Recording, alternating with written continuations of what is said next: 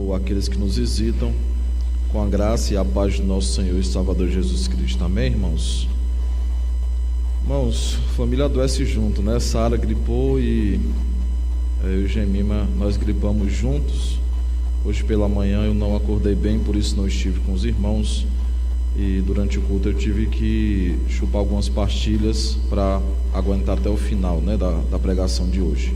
Só informando, as crianças até 6 anos descerão, né, as demais ficarão aí com seus pais ou responsáveis para a continuidade do culto. Irmãos, no domingo passado nós, ao olharmos para Gênesis capítulo de número 20, especificamente para o momento em que Abraão e Sara vão habitar em Gerar e estarão ali sobre os cuidados, né, do rei Abimeleque, nós vimos que mais uma vez eles pecaram contra o Senhor.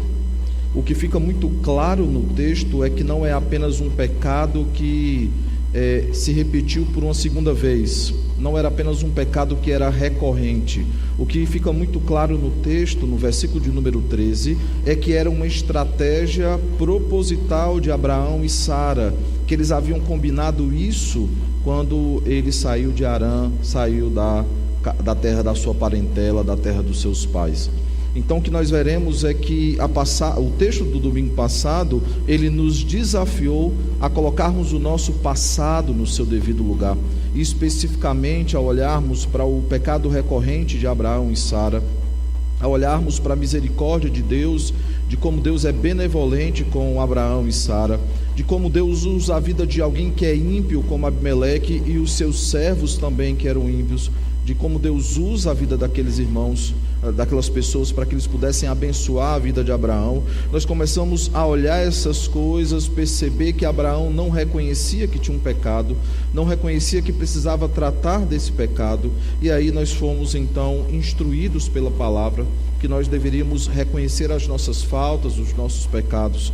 Nós deveríamos saber exatamente onde nós estávamos errando contra Deus, onde nós temos pecado contra Deus, a ponto de confessar esses pecados e abandonar esses pecados. Inclusive nós, quando tratamos desse ponto, nós olhamos especificamente para o Salmo de número 139, os versos 23 e 24, que inclusive é um hino que nós cantamos, Coração Quebrantado.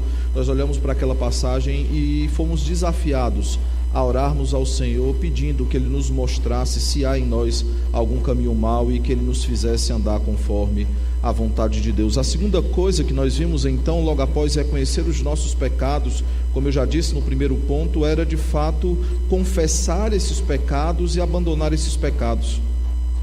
É interessante, irmãos, que muitas vezes nós sabemos que temos pecado contra Deus, mas nós não entendemos a necessidade, a importância de que os nossos pecados eles sejam confessados. Muitas vezes nós temos levado, inclusive, pecados para dentro do nosso casamento, ou na criação dos nossos filhos, e por acharmos que é algo que ficou para trás, algo que não acontece mais nas nossas vidas, não há necessidade de confessar esse pecado diante do Senhor. Sim, irmãos, é didático confessar de pecados. Ele não apenas perdoa os nossos pecados diante do Senhor, mas nos faz atentar e reconhecer que temos errado muitas vezes contra Ele. E se nós não percebermos o nosso pecado e como temos pecado contra Ele, nós nunca iremos abandonar esses pecados. Nós fomos desafiados a não tentar nos justificar, a não tentar dar explicações para aquilo que temos feito, simplesmente chamá-los de pecados, confessá-los e abandoná-los. Por fim, nós fomos chamados a agradecer ao Senhor o perdão dos nossos pecados. Nós vimos que Abraão, mesmo diante da ação misericordiosa do Senhor, mesmo diante da ação do Senhor em tratar com a vida deles, em tratar com a vida de Abraão, com a vida de Sara, usando a vida de Abimeleque, nós não vimos uma palavra de gratidão de Abraão nesse sentido, de forma que nós fomos desafiados a sermos gratos pelo perdão do Senhor, a sermos gratos por aquilo que o Senhor tem feito nas nossas vidas, principalmente pelo perdão que foi nos dado na cruz do Calvário. Eu convido então os irmãos para o sermão dessa noite, a olharmos para Gênesis, capítulo de número 21.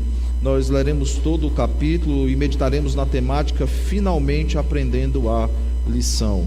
Abramos a palavra do Senhor em Gênesis, capítulo de número 21. Aqueles que forem achando, fiquemos de pé para a leitura do texto.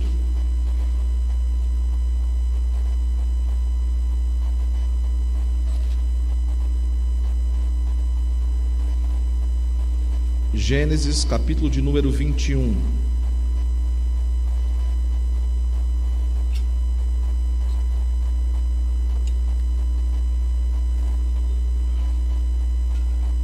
Aqueles que acharam, fiquemos de pé. Diz assim a palavra do Senhor: visitou o Senhor a Sara, como lhe dissera, e o Senhor cumpriu o que lhe havia prometido. Sara concebeu e deu à luz um filho a Abraão. Na sua velhice, no tempo determinado de que Deus lhe falara. Ao filho que lhe nasceu, que Sara lhe dera à luz, pôs Abraão o nome de Isaque.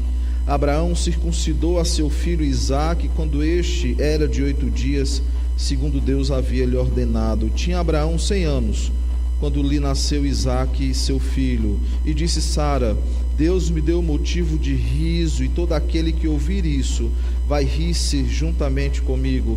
E acrescentou: quem teria dito a Abraão que Sara amamentaria um filho, pois na sua velhice lhe deu um filho? Isaque cresceu e foi desmamado. Nesse dia em que o menino foi desmamado, deu a Abraão um grande banquete. Vendo Sara que o filho de Agar, a egípcia, o qual ela dera à luz a Abraão, caçoava de Isaque. Disse a Abraão: rejeita essa escrava e seu filho, porque o filho dessa escrava não será herdeiro com Isaque, meu filho. Pareceu isso muito penoso aos olhos de Abraão por causa de seu filho. Disse, porém, Deus a Abraão: não te pareça isso mal por causa do moço e por causa da tua serva. Atende a Sara em tudo que ela te disser, porque por Isaque será chamada a tua descendência. Mas também do filho da serva farei uma grande nação, por ser ele teu descendente.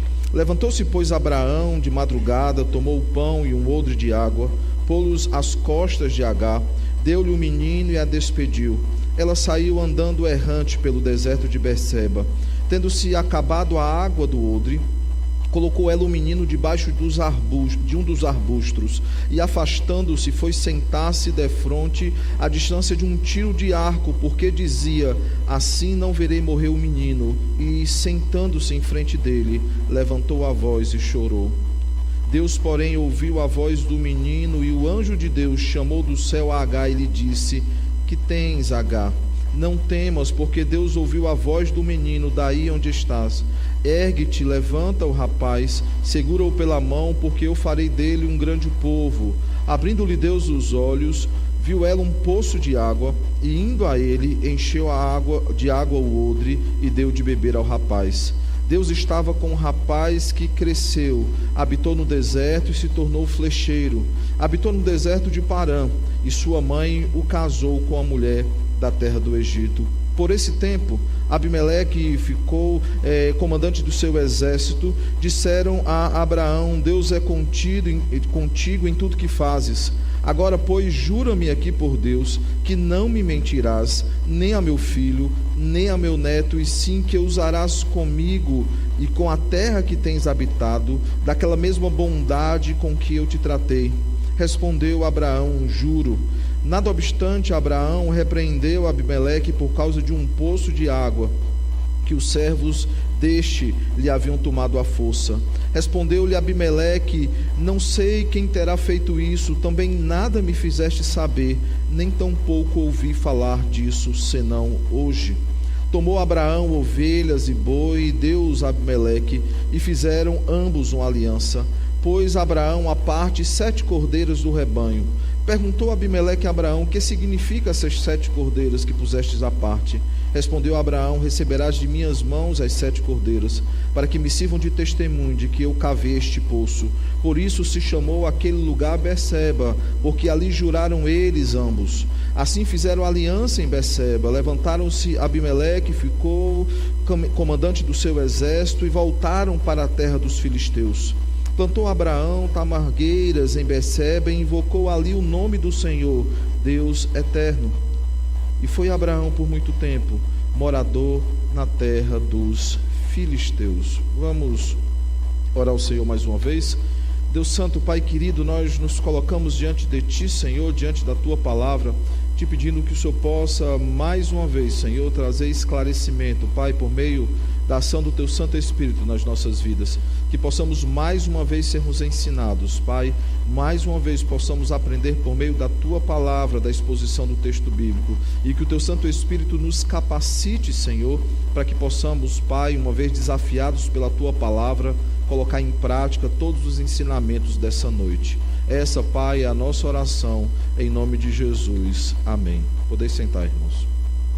Irmãos, o capítulo de número 21, ele é um capítulo extenso, ele é um capítulo que conta 3 histórias, todas elas fundamentais, porque no capítulo de número 22, que nós iremos meditar no próximo domingo, logo no primeiro versículo diz o Senhor: depois dessas coisas, pôs Abraão à prova. Então eu entendi ser importante, não apenas por esse versículo, mas por elementos contidos no texto que nós acabamos de ler. Eu entendi ser importante que nós olhássemos para todo o texto e pincelássemos alguns elementos importantes antes de sermos pela palavra direcionados às principais lições e às aplicações para a nossa vida. Nós temos do verso de número 1 ao verso de número 7 justamente a história do nascimento de Isaac. Do verso de número 8 até o verso de número 21 nós temos então a história a respeito de Agar e de Ismael e de como eles são, por permissão do Senhor, conduzidos ao deserto e são livrados pelo Senhor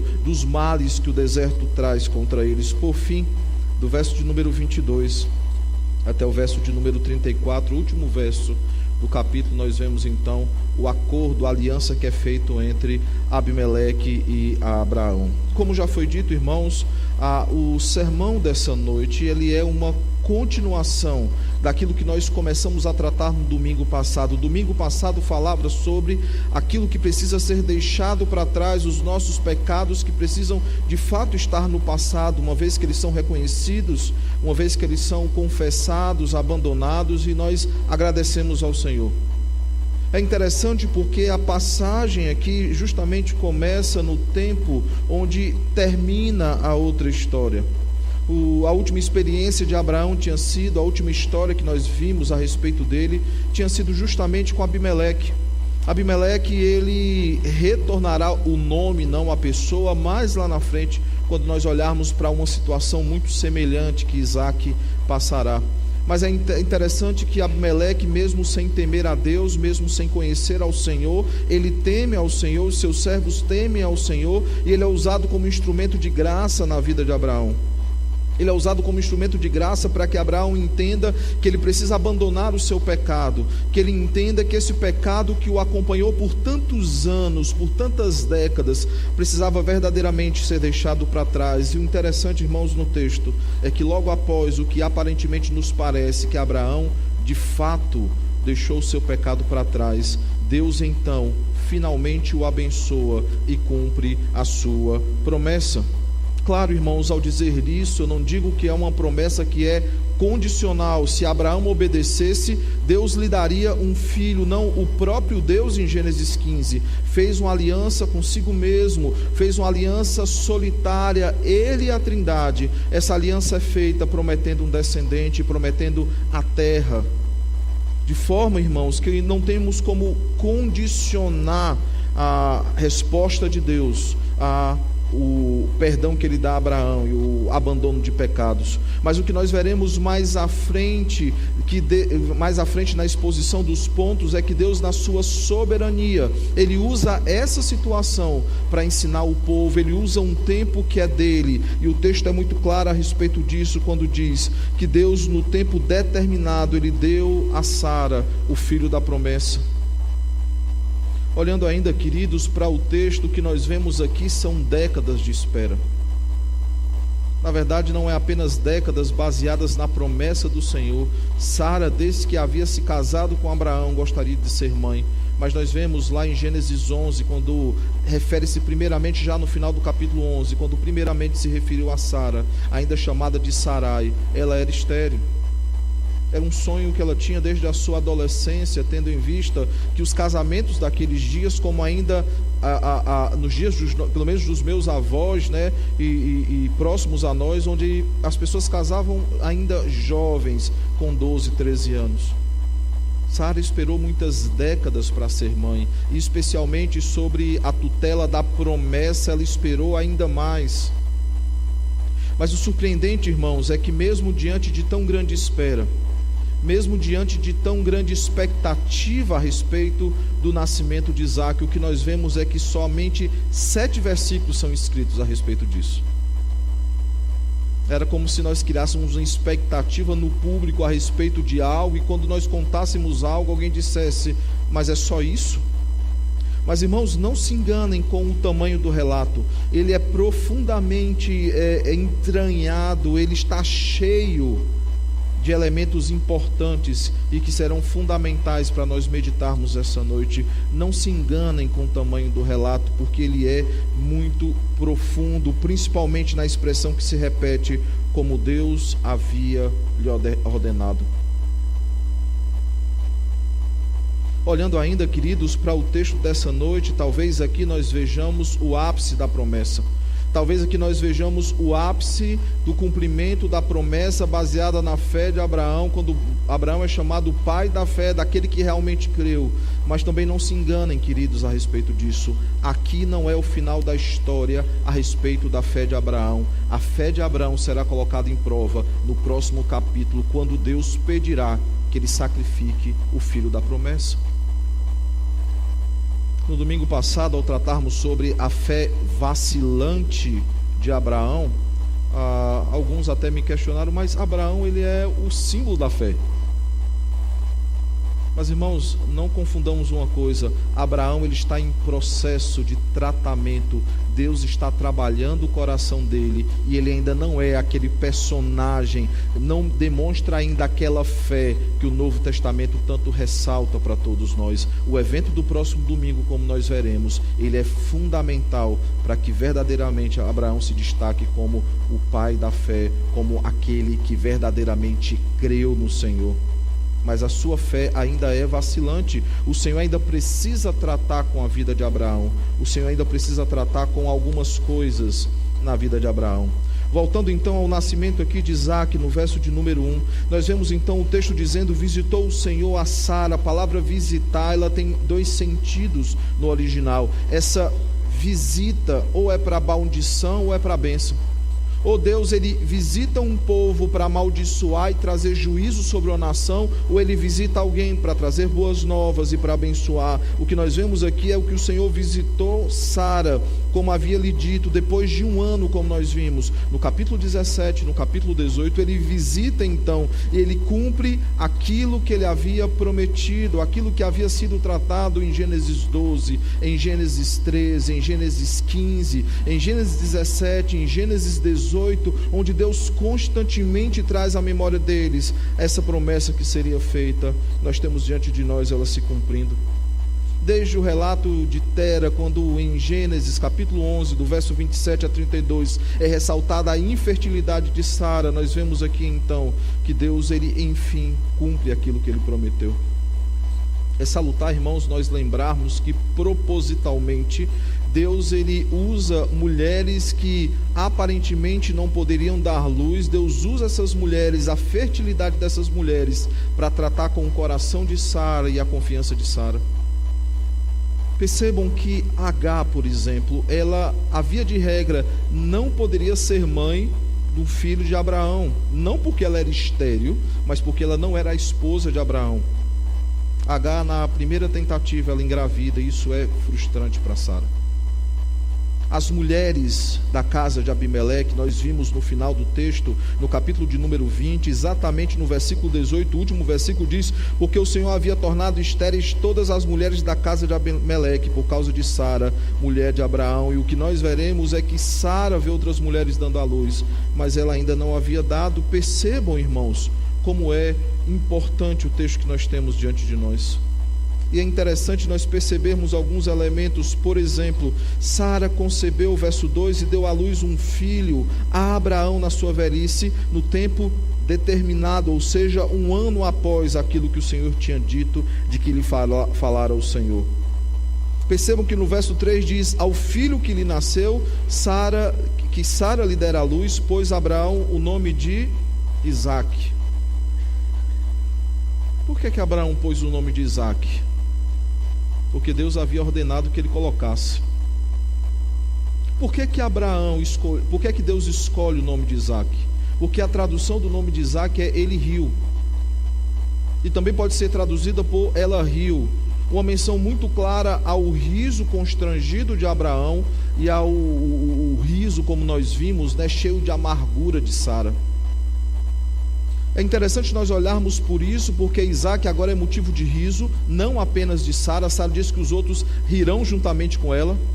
Mas quando lá na frente Ismael ele caçoa de Isaque, a palavra no hebraico também é traduzida por riso. Percebam, irmãos, que o nome de Isaque não é um nome escolhido à toa. Deus escolhe para ensinar a Abraão e a Sara, e também aqueles que estão ao redor. Mas é interessante nós percebermos que Abraão ele manifesta a sua gratidão, ele responde fielmente ao Senhor quando ele dá exatamente aquele nome que Deus havia ordenado. É interessante porque, se fizermos um paralelo entre histórias, nós temos uma história muito parecida com essa no Novo Testamento, de um casal que na velhice deu à luz a um menino, e o nome desse menino foi escolhido pelo Senhor. O próprio Deus diz como é que ele deveria ser chamado, e quando enfim seu pai volta a falar, ele diz qual é o nome da criança. Percebe, irmãos, que Deus, de forma muito soberana, ele conduz a história, ele vai deixando elementos, pistas a respeito daquilo que ele verdadeiramente quer ensinar. É interessante também, irmãos, que Abraão ele tem a felicidade de circuncidar o filho da promessa. O texto nos diz: Abraão circuncidou a seu filho Isaque quando este era de 8 dias. Esse privilégio ele ainda não havia tido. Talvez alguns digam, mas ele circuncidou a Ismael. Ismael foi circuncidado fora de tempo, porque a circuncisão era até 8 dias. Quando Deus ele ordenou a circuncisão, Ismael já tinha bem mais do que 8 dias. Perceba como Deus é gracioso com Abraão, e como Abraão é grato a Deus pela bênção que ele havia recebido. Ele circuncidou o seu próprio filho, como Deus havia lhe ordenado. Percebam, queridos, que Sara, como nós vimos aqui, ela responde com louvor ao Senhor, com riso diante daquilo que Deus fez por ela e por a sua casa, como nós vemos no verso de número 6, e disse Sara: Deus me deu motivo de riso, e todo aquele que ouvir isso vai rir-se juntamente comigo. E acrescentou: quem teria dito a Abraão que Sara amamentaria um filho, pois na sua velhice lhe deu um filho? Bem, a resposta para essa pergunta é muito simples. O próprio Deus havia já dado essa resposta, já havia dito isso já. Tanto que no capítulo 17 a pergunta de Abraão é: como é que eu serei pai aos 100 anos e Sara será mãe aos 90? Quando no capítulo 18 a notícia é novamente dada que eles seriam pais, o questionamento que é feito é exatamente o mesmo: como eu tendo 100 anos, Sara tendo 90, no caso Sara fazendo o questionamento: como é que meu marido tendo 100 e eu tendo 90, eu vou ser mãe?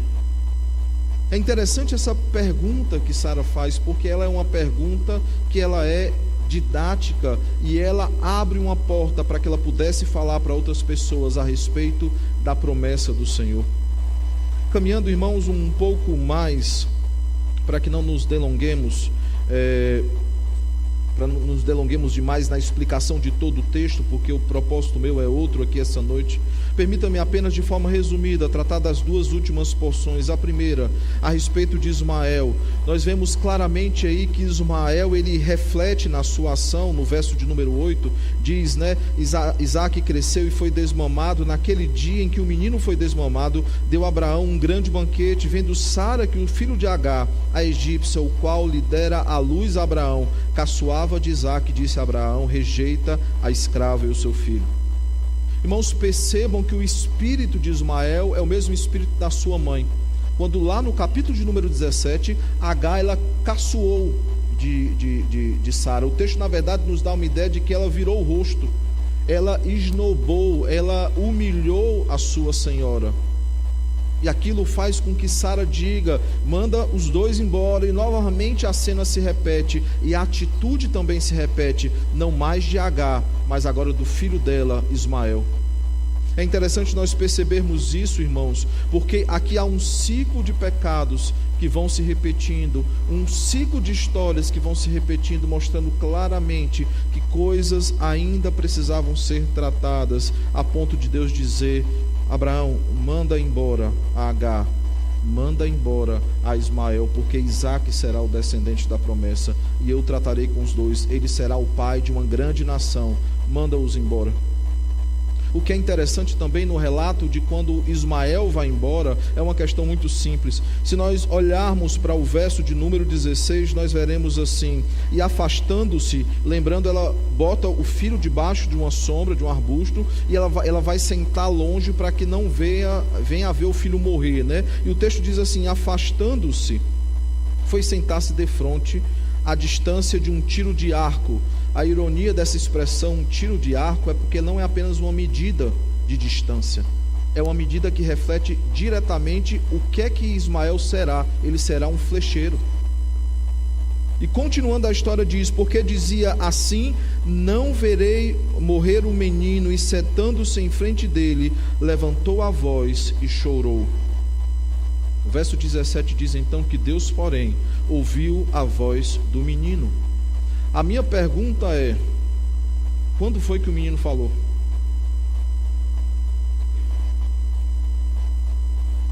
Por que é importante olharmos para esse relato aqui, olhando para a soberania de Deus? Porque o nome Ismael, se nós lembrarmos, no capítulo 17, quer dizer Deus ouviu. Perceba os elementos da soberania de Deus agindo na história. A mãe chora, levanta a voz, mas Deus, ele ouve o menino, porque Ismael quer dizer Deus ouviu. E ele deixa muito claro isso, deixando claro que a promessa que ele fez em Gênesis 17, ele cumpre nesse momento, justamente quando ele diz que ouviu a voz do menino, que Agar não temesse, porque Deus ouviu a voz do menino de onde está.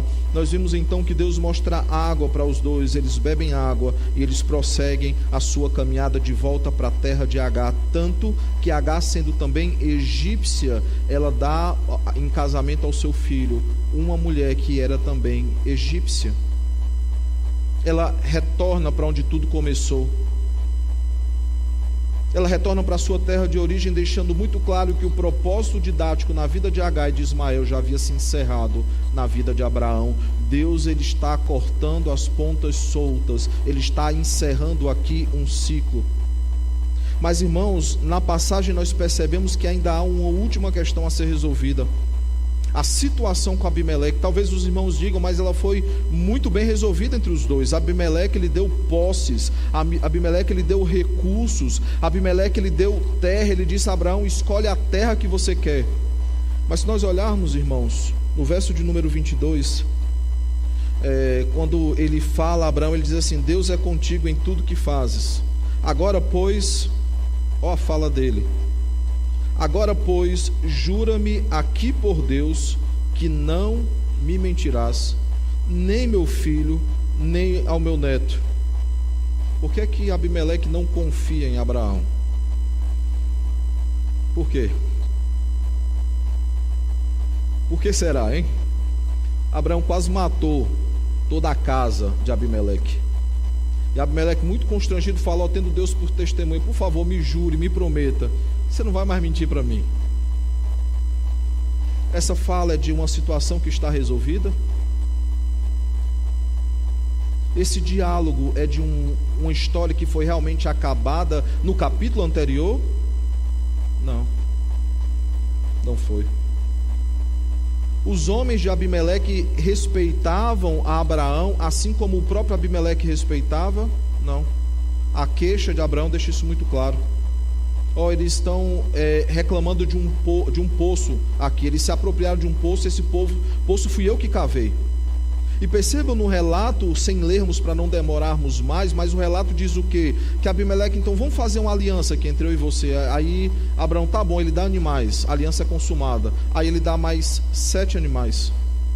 E perceba, irmãos, só para um caráter de conhecimento, os animais que Abraão dá a Abimeleque é como se ele restituísse a Abimeleque dos animais que foram dados. Basta você olhar que tipos de animais foram dados aqui na passagem. Então é como se Abraão estivesse pagando uma dívida com Abimeleque.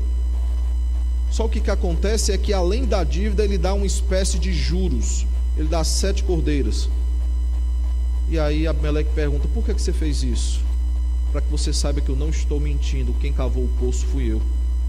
Abimeleque tenta fazer uma aliança como se que aquilo encerrasse a história. Só que agora quem está ofendido é Abraão. E Abraão, para mostrar que não está mentindo, ele diz: para que você saiba que eu não estou mentindo. Não só que eu não vou mentir nunca mais, mas também nesse momento eu não estou mentindo. O poço quem cavou fui eu. E aí, queridos, nós vemos que de fato a aliança no verso 32 ela é firmada. Olhando, irmãos, então para o texto dessa noite e começando dele a tirar lições práticas para a nossa aplicação na conclusão do culto dessa noite, permita-me lembrar algumas coisas de forma muito resumida. A pergunta que eu faço para que nós possamos começar a pensar sobre isso é: por que Moisés escreveu esse texto? É a pergunta que eu tenho feito em todos os textos de Gênesis. Qual o propósito desse texto ter sido registrado pelas mãos de Moisés? A quem ele está escrevendo, ou quem é o público-alvo do livro de Gênesis? O povo do deserto. Irmãos, é necessário que ele escreva esse texto, é necessário que ele trate dessa narrativa envolvendo Agar, Ismael, Abimeleque e, acima de tudo, o filho da promessa. É fundamental ele registrar tais palavras, porque o povo do deserto pecava como Abraão pecou até aquele momento, voltando a velhos pecados, voltando a velhos erros, voltando a atitudes que não agradam a Deus, falta de gratidão ao Senhor. Tudo o que nós vimos no domingo passado, ao não reconhecer pecados, o não confessar pecados, a falta de gratidão pelo perdão do Senhor, o povo do deserto constantemente fazia. Deus ia lá, foi lá e libertou o povo com 10 pragas, afrontando a cada deus do Egito, algo de grande poder. Quando eles saem do deserto, eles se deparam com o mal, o que é que eles fazem? Por acaso não haviam covas suficientes no Egito para que morrêssemos e fôssemos lá enterrados? Deus vai lá de forma muito graciosa e misericordiosa, abre o mar e eles passam a pés secos. E os seus inimigos que estão atrás deles, eles são afogados pelo mar. Deus ele lhes dá comida, Deus ele lhes dá o que beber, conserva a sua saúde, conserva as suas roupas, mas a primeira oportunidade que eles têm para reclamar do Senhor, eles reclamam. Moisés sobe ao monte para receber a lei, as tábuas da lei. O povo fica lá embaixo e constrói para si um bezerro de ouro, para adorar o bezerro de ouro. E o que eles usam para construir o bezerro de ouro foi tudo aquilo que Deus deu para eles quando eles saíram do Egito.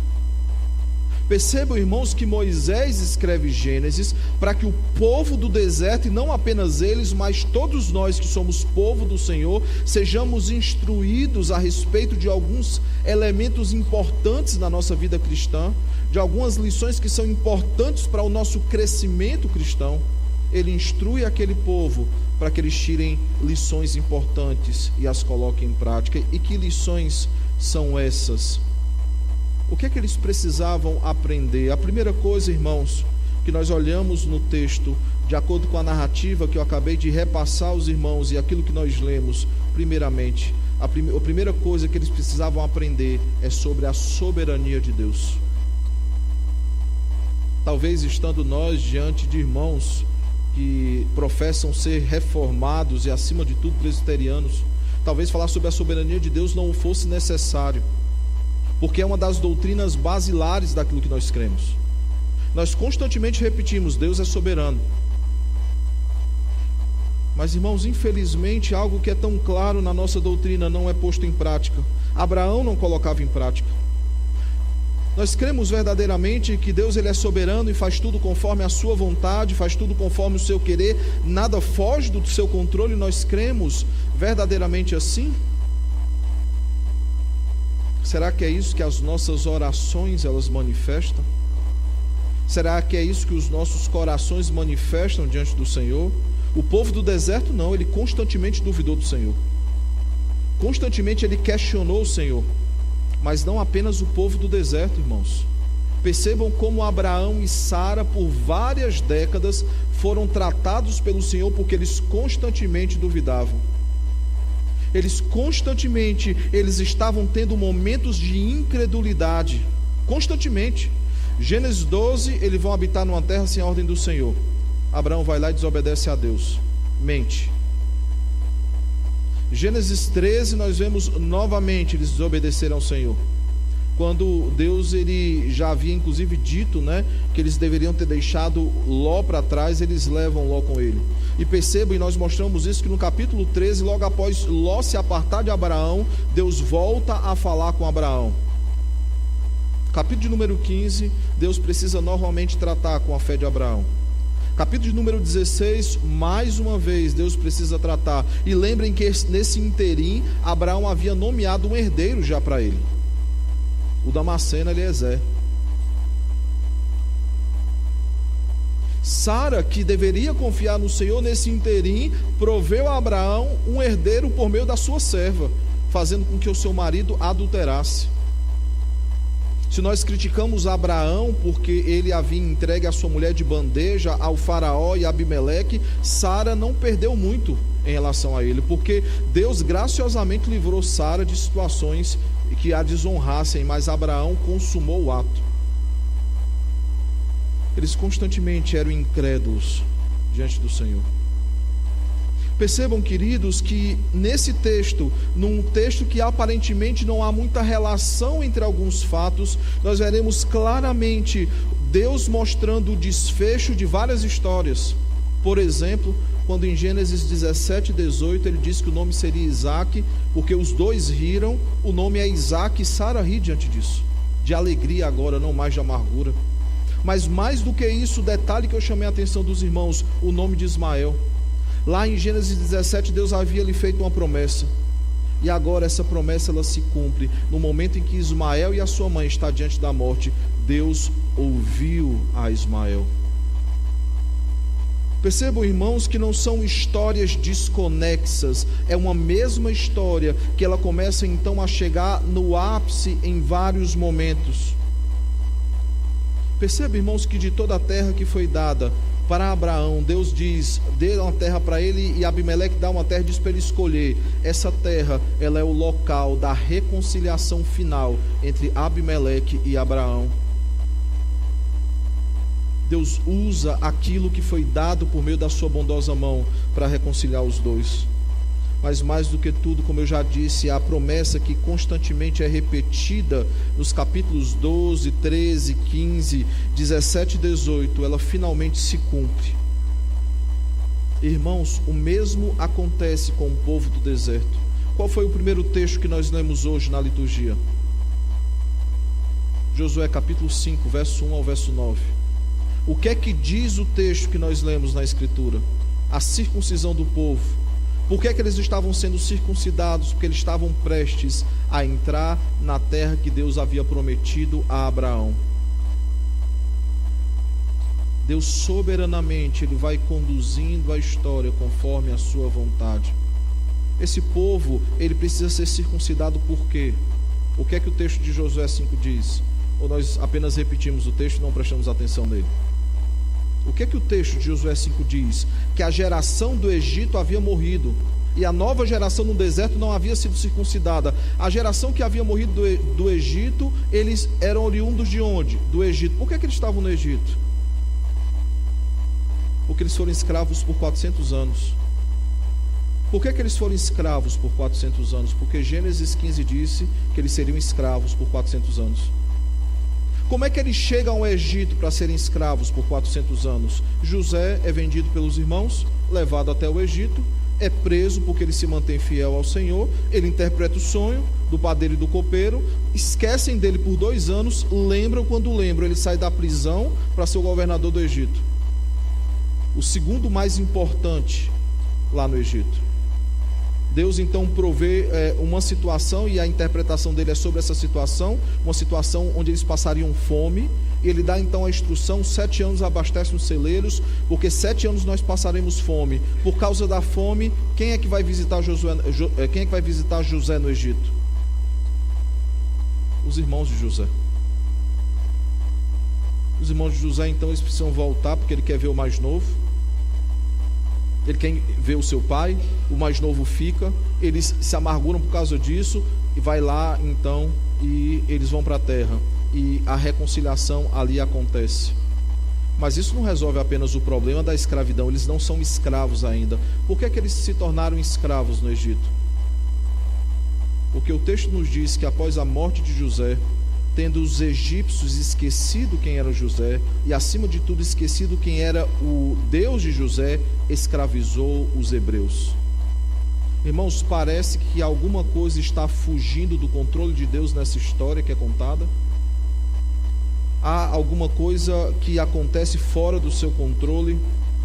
Não, porque Deus é soberano, e Moisés, ao escrever isso ao povo, ele está dizendo ao povo: Deus, ele conduziu a história o tempo todo, e se agora vocês estão diante da terra que ele prometeu a Abraão, é porque ele disse exatamente qual era o roteiro.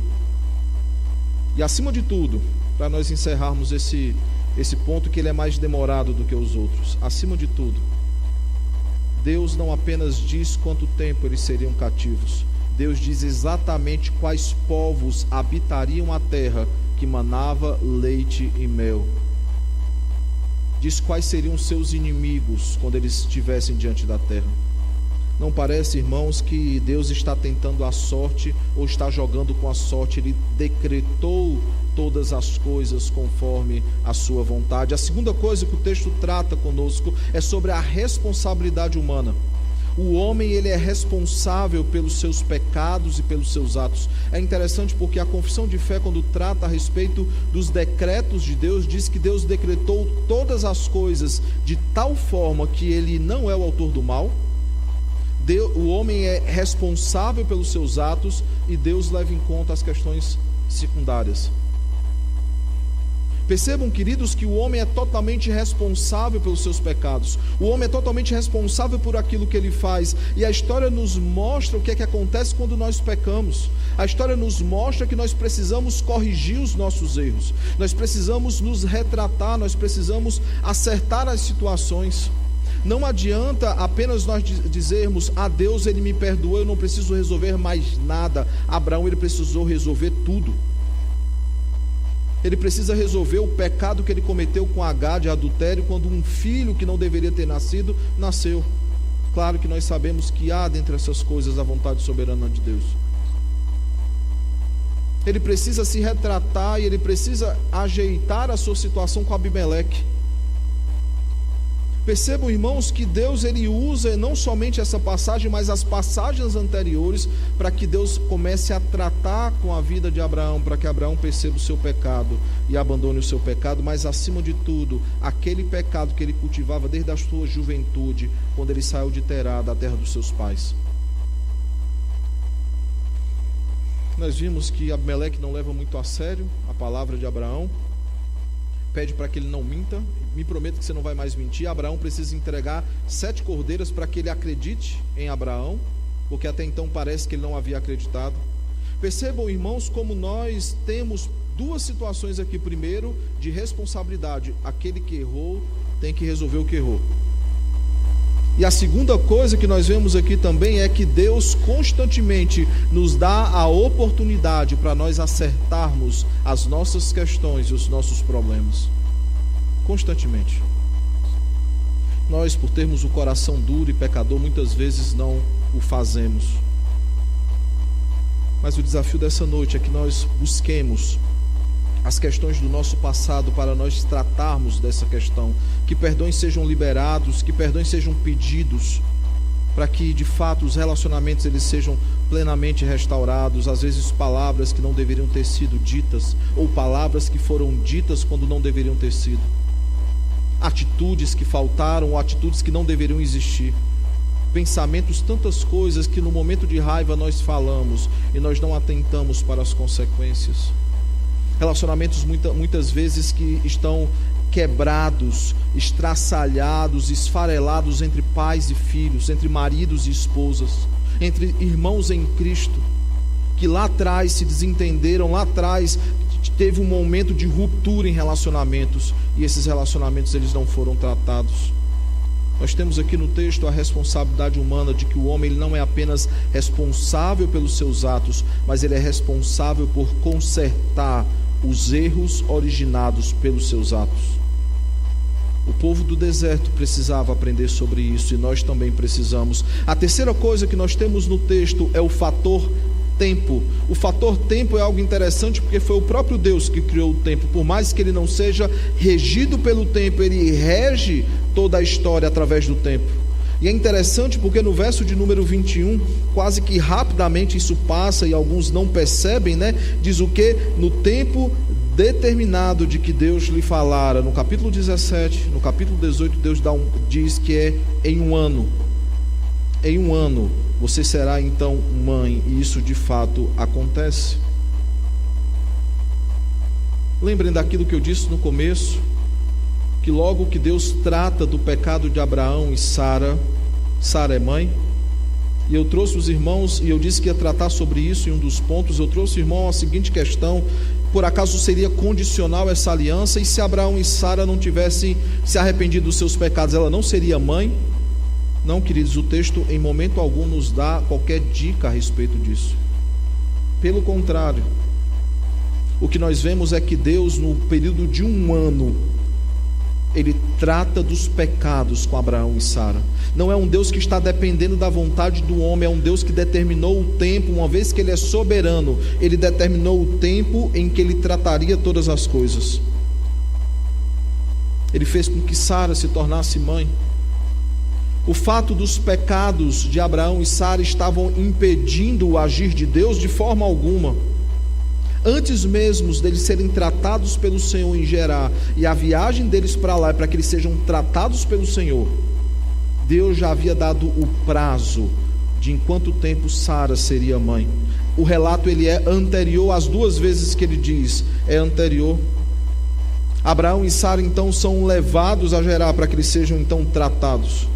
E tudo isso está dentro do cronograma de Deus, daquilo que Deus decretou para que acontecesse. Assim como ele disse, serão 400 anos de escravidão, e dentro desse tempo ele tratou o seu povo. Em um ano você será mãe, e de fato ela se tornou mãe, nos deixando muito claros que Deus, sendo soberano, ele é o Senhor do tempo, ele não se apressa, ele não demora, nada foge ao seu controle.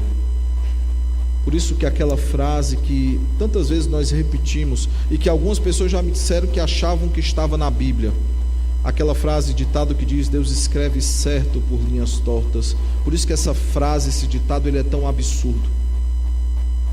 Deus ele escreve exatamente do jeito que tem que escrever. As linhas são retas e o que ele escreve é reto, porque não há nenhuma variação naquilo que acontece. Deus ele não é pego de surpresa. Deus ele não precisa adequar a sua vontade ao contexto. Deus ele não precisa se esforçar para escrever reto, mesmo que as linhas estejam tortas, porque ele escreve nas linhas que ele mesmo determinou. Por isso que quando nós dizemos Deus se esqueceu de nós, não, ele não esqueceu. Olha o que é que ele faz com Agar e com Ismael. Agar está exatamente onde ela deveria estar, Ismael está exatamente onde ele deveria estar, no tempo onde eles deveriam estar, para que a promessa de Gênesis 17 se cumprisse. Deus ele conduz todas as coisas conforme a sua vontade. Eu pergunto então, irmãos, para concluirmos, que lições nós podemos tirar do texto que nós lemos, da exposição que foi feita, daquilo que foi chamado a atenção a todos nós essa noite? A primeira coisa, irmãos, que nós precisamos é descansar na soberania de Deus, mesmo sem entender o que acontece ao nosso redor. Irmãos, nós passamos por tantas situações difíceis, situações que nos pegam de surpresa. Acordamos um dia e parece que tudo mudou. Situações de privação, de provação, situações que inquietam os nossos corações. Eu sempre costumo lembrar, e quando as pessoas conversam sobre mim, é quando eu tenho mais lembrança sobre isso, né? Sobre o momento em que papai ele adoeceu e morreu. Foi um espaço de 15 dias. Ele entrou andando no hospital. Em 15 dias ele estava morto, estava sendo enterrado um dia antes do seu aniversário. E a gente não tem como explicar essas coisas. Nós não temos como explicar por que catástrofes acontecem ao nosso redor. Nós sabemos que isso é consequência dos pecados que afligem o mundo, que afligem não somente as nossas vidas, mas que também colocou a criação em um cativeiro de corrupção. Mas nós não sabemos explicar muitas das coisas que acontecem conosco. Nós não sabemos explicar por que algumas pessoas que, quando nós menos esperamos, elas adoecem e morrem. Ou simplesmente adoecem. Nós não sabemos dizer por que algumas pessoas, quando tudo caminha para acontecer de forma errada, dá certo. Nós não temos como explicar essas coisas, mas uma coisa, a palavra de Deus ela nos chama a descansar na soberania de Deus, porque por mais que nós não percebamos, Deus está agindo em todo momento e Ele faz tudo conforme a sua vontade, e a sua boa e poderosa mão conduz todas as coisas para um fim glorioso. É isso que Paulo diz aos Coríntios, quando ele diz: toda breve e momentânea tribulação produz em nós eterno peso de glória, acima de qualquer coisa.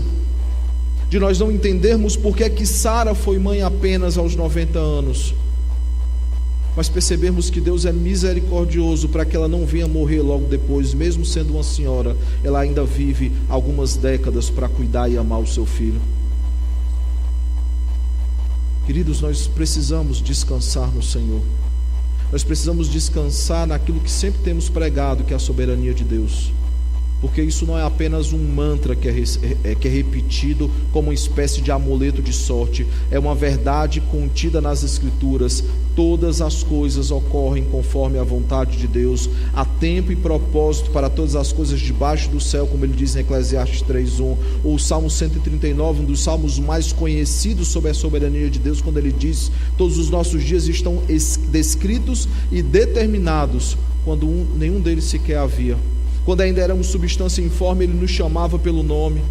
Irmãos, nós não cremos num Deus que está fora da história, intervindo quando Ele acha necessário. Nós cremos num Deus que decreta a história e todas as coisas ocorrem conforme a sua vontade, o seu conhecimento.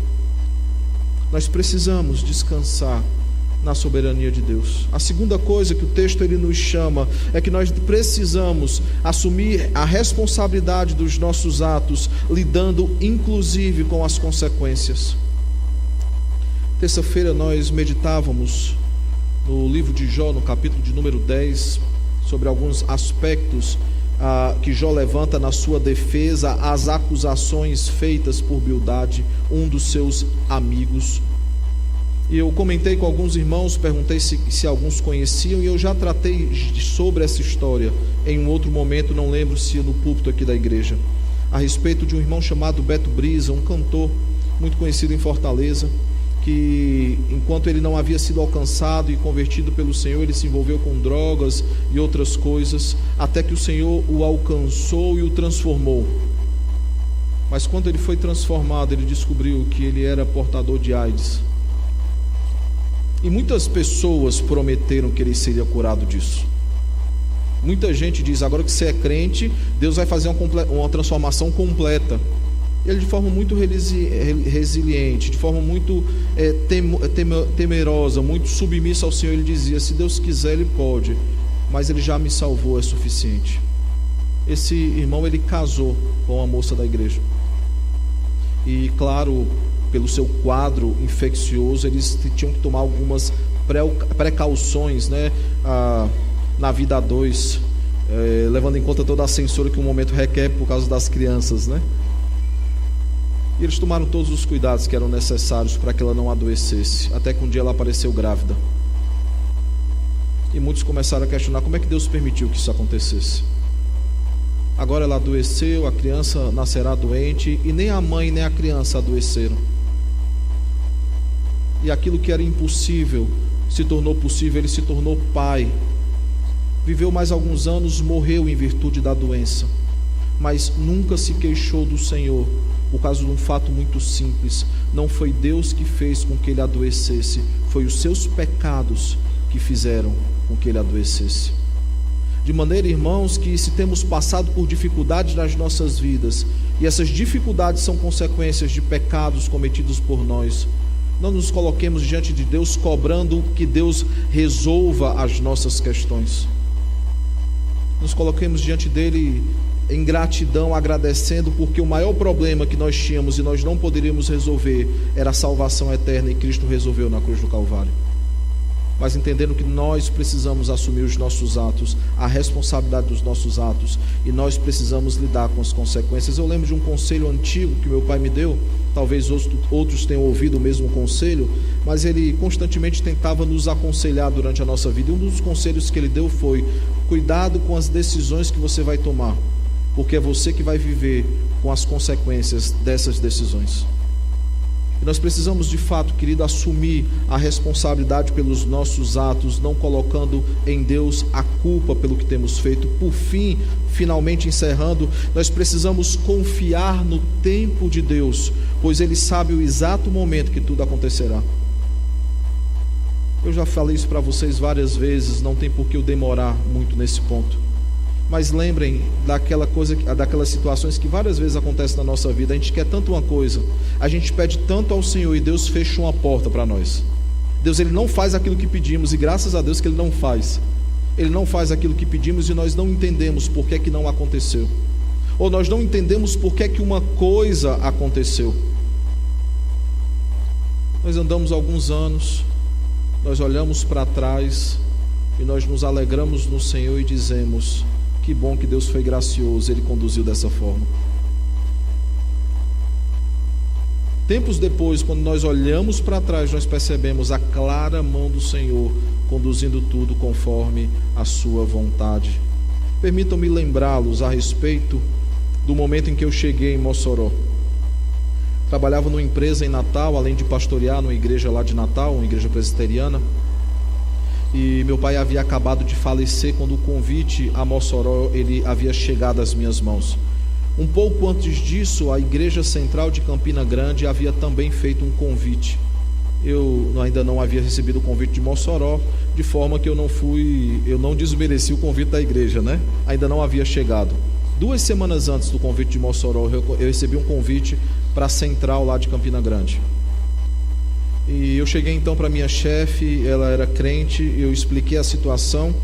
Eu já não continuaria mais em Natal, isso era um fato, porque eu havia ido para lá com a parceria da igreja, e essa parceria iria se encerrar, e a igreja de Natal não teria condição de cobrir o meu sustento, por isso eu trabalhava em uma empresa. E aí ela olhou para mim e falou: Samuel, eu acabei de te liberar por quase um mês, para você cuidar do seu pai na doença e cuidar da sua família na morte do seu pai.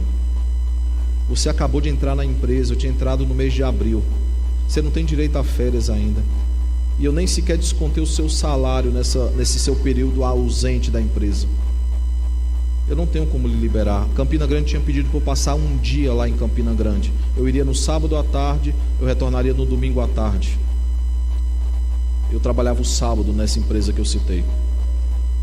2 semanas depois chega, o reverendo Alexandre me liga e convida para que eu venha concorrer em Mossoró.